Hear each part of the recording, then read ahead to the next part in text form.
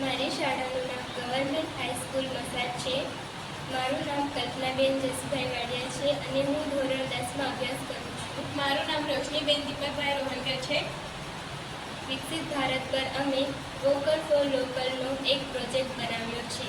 વધેલી તૂટેલી લાકડીઓ જેવી કે ઉપયોગમાં ન લઈ શકાય એવી લાકડીઓનો ઉપયોગ કરીને ઘરના વૃદ્ધો જેઓ બેરોજગાર હોય, આવક ન મેળવી શકે એવી વ્યક્તિઓ એ વધેલી તૂટેલી લાકડીઓનો ઉપયોગ કરીને ખેતી પ્રવૃત્તિ માટેની સાધનો જેવી કે હળ, બળદગાડું, પાનિયું વગેરે વસ્તુઓ બનાવે છે અને એ વસ્તુનું વેચાણ કરીને તેઓ આવક મેળવી શકે છે.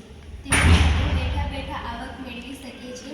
અહીં હળ છે, એ હળને બનાવવા માટે એક લાકડાના ટુકડાને ઘસીને યોગ્ય આકાર આપવામાં આવે છે અને એ આકારને બીજા આકાર સાથે જોડીને એક હળ તૈયાર કરવામાં આવે છે.